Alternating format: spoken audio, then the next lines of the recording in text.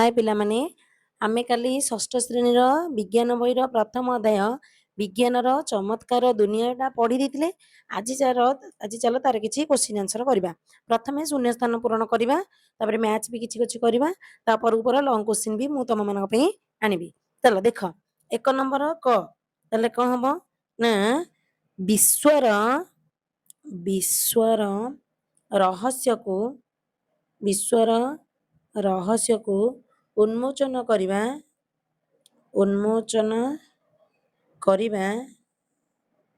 विश्वर रहस्य को उन्मोचन करने पाई हैला चिंता करिवार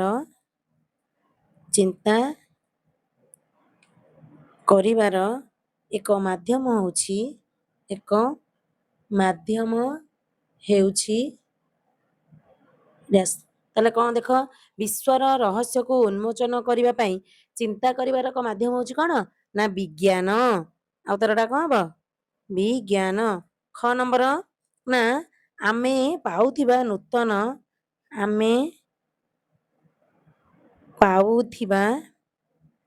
नूतन डैश विज्ञान रे जोड़ी होई थे। ताले आमे कौन पाउचे जोड़ा हमर विज्ञान रे जोड़ी थाए ताले कौन आमे पाउथिबा नूतन आविष्कार। उत्तर कौन हम ना आविष्कार। आमे पाउथिबा नूतन आविष्कार विज्ञान रे कहि थे जोड़ी थे बा जोड़ी होई रही थे। गोटा कौन हम नुआ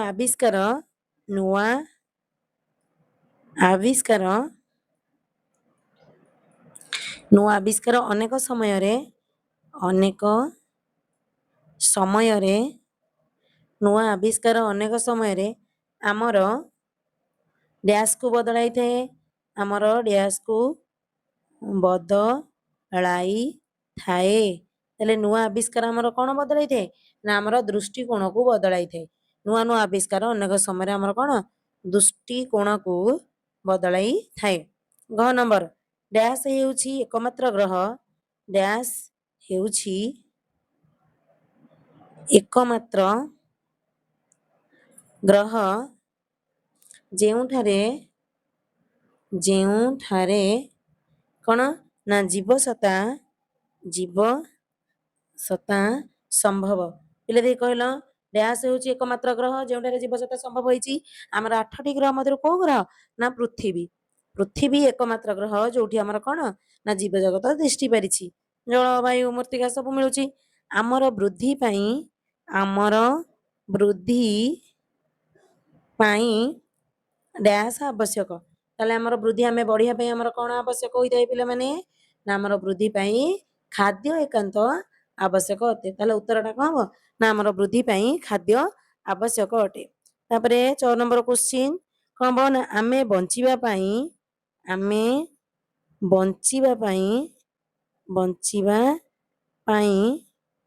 कौन खाद्य सहित डैश आवश्यक करू ताले आमे बंचिया पाई खाद्य सहित कौन आवश्यक करिथाउ डैश आवश्यक करू ताले खाद्य सहित आमे कौन ना बंचिया पाई खाद्य सहित जल आवश्यक करू। आमे बंचिया पाई खाद्य सहित कौन आवश्यक करिथाउ जल आवश्यक करिथाउ। तापरे 6 नंबर क्वेश्चन पानी ठंडा हेले एटा समस्त जानिथिबो भी पानी ठंडा हेले डैश रे परिणत हुए ताले पानी ठंडा हेले कोथरे परिणत होची आंसर हबो बरफ। हमर पानी ठंडा हेले बरफ रे परिणत हुए। जो नंबर क्वेश्चन कोन ना पानी गरम होई फुटिले डैश रे परिणत हुए ताले पानी गरम होई फुटिले कोथरे परिणत हबो ना बाष्प रे परिणत होई थे हैला। पानी ठंडा हेले बरफ रे परिणत हबो पानी गरम होई फुटिले कोइ थे बाष्प होई थे। ताले सेपर क्वेश्चन कोन देला वैज्ञानिक माने कौनसी समस्यार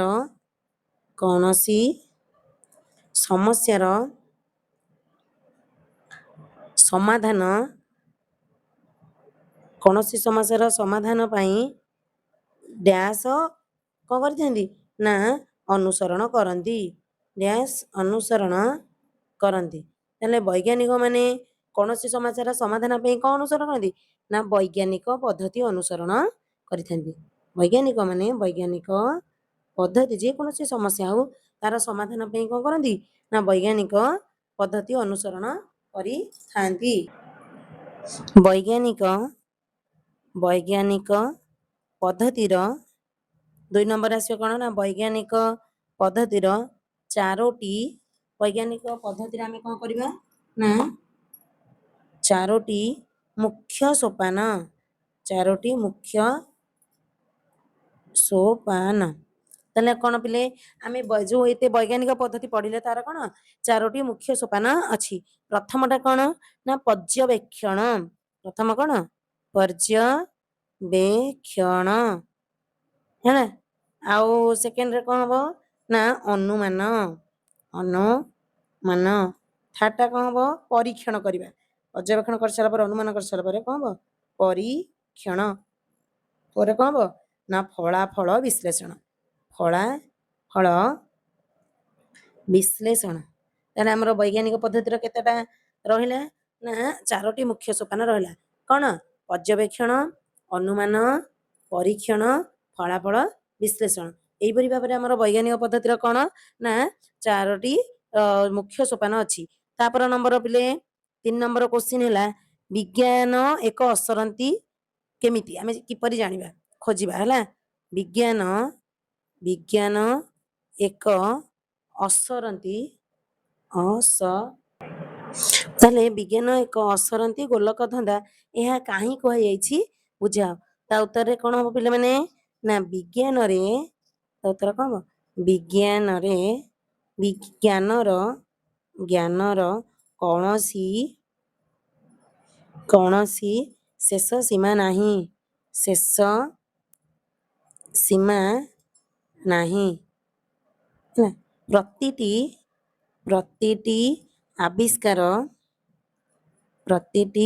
ଆବିଷ୍କାର ପରେ ନୂଆ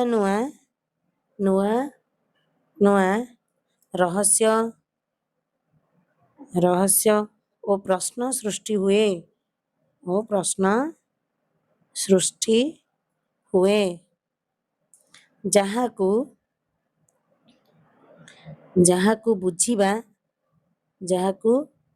ବୁଝିବା ପାଇଁ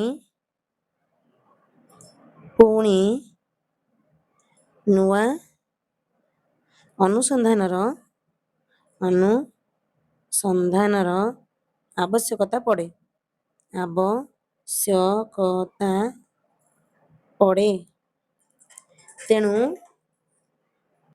ତେଣୁ ଏହାକୁ ଅସରନ୍ତି ଗୋଲକ ଧନ୍ଦା କୁହାଯାଏ।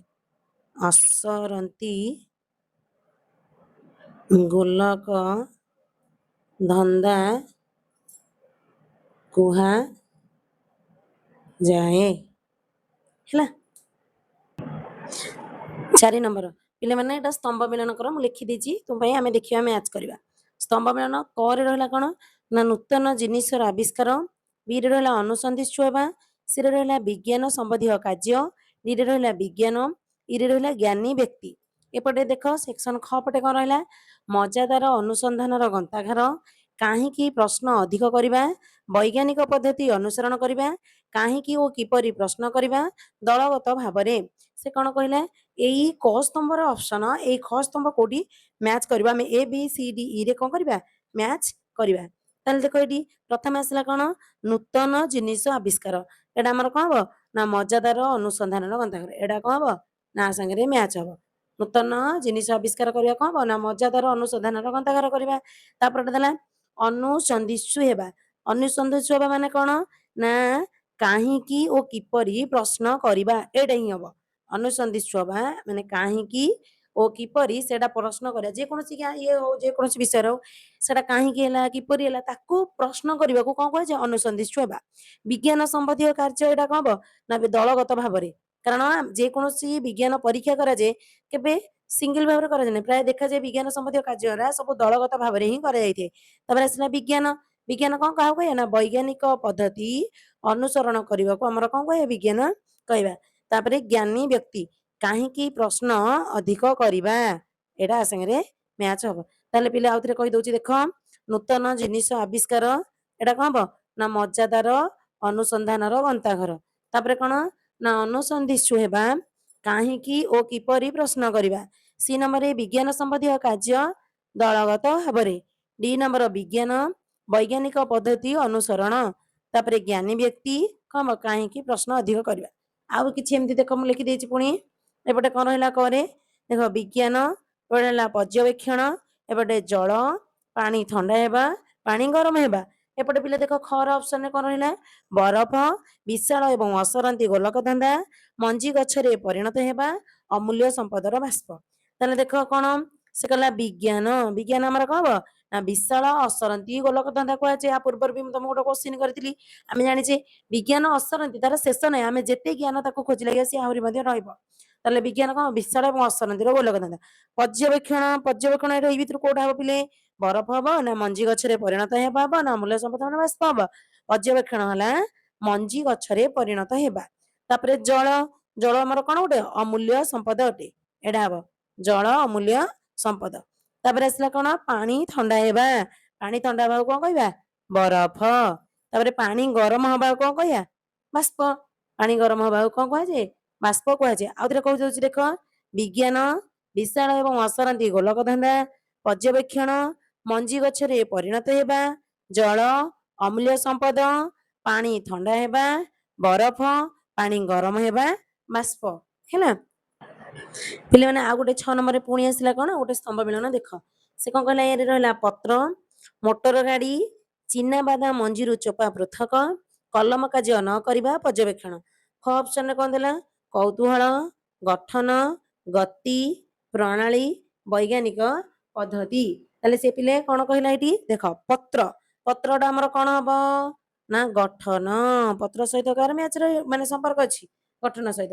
ତାପରେ କଣ ଅଛି ମୋଟର ଗାଡି ପିଲେ ମୋଟର ଗାଡି କଣ ହବ ନା ଗତି ମୋଟର ଗାଡି ଟା କାହା ସହିତ ଲିଙ୍କ ରହୁଛି ଗତି ସହିତ। ଚିନାବାଦାମ ମଞ୍ଜିରୁ ଚୋପା ପୃଥକକୁ କଣ କହିବା ପ୍ରଣାଳୀ। ଚିନାବାଦାମ ମଞ୍ଜିରୁ ଚୋପା ପୃଥକକୁ କଣ କୁହାଯାଏ ପ୍ରଣାଳୀ କୁହାଯାଏ। କଲମ କାର୍ଯ୍ୟ ନ କରିବାକୁ କଣ କହିବା କୌତୁହଳ କଲମ କାର୍ଯ୍ୟ ନ କରିବାକୁ କଣ କୁହାଯାଏ କୌତୁହଳ। ତାପରେ ପର୍ଯ୍ୟବେକ୍ଷଣ ପର୍ଯ୍ୟବେକ୍ଷଣ ମାନେ ଏଠି କଣ ହବ ନା ବୈଜ୍ଞାନିକ ପଦ୍ଧତିକୁ ଆମେ କଣ କହିବା ପର୍ଯ୍ୟବେକ୍ଷଣ କହିବା। ତାହେଲେ ପିଲାମାନେ ଏଠି ଦେଖ ସେ କଣ ଆସିଲା ଏପଟେ ରହିଲା ପତ୍ର ପତ୍ରର କାହା ସହିତ ସମ୍ପର୍କ ରହିଲା ଗଠନ ମୋଟର ଗାଡି ଗତି ଚିନାବାଦାମ ମଞ୍ଜିରୁ ଚୋପା ପୃଥକକୁ କଣ କହିବା ପ୍ରଣାଳୀ କଲମ କାର୍ଯ୍ୟ ନ କରିବାକୁ କଣ କୁହାଯାଏ କୌତୁହଳ ପର୍ଯ୍ୟବେକ୍ଷଣକୁ କଣ କହିବା ବୈଜ୍ଞାନିକ ପଦ୍ଧତି। ଏଇଆ ଥିଲା ଆମର କ୍ଲାସ 6 ର କଣ ବିଜ୍ଞାନର ଚମତ୍କାରିତା ଦୁନିଆର କିଛି ସର୍ଟ କୋଶ୍ଚିନ୍। ତୁମେ ଯଦି ଏମିତି ଏଇପରି ନୂଆ ଭିଡିଓ ପାଇବାକୁ ଚାହୁଁଛ ତାହେଲେ କଣ କରିବ ମତେ କମେଣ୍ଟ ସେକ୍ସନରେ କମେଣ୍ଟ କରିବ ମୁଁ ତୁମ ପାଇଁ ଆହୁରି ଲଙ୍ଗ କୋଶ୍ଚିନ୍ ଆଣିବି। ଧନ୍ୟବାଦ।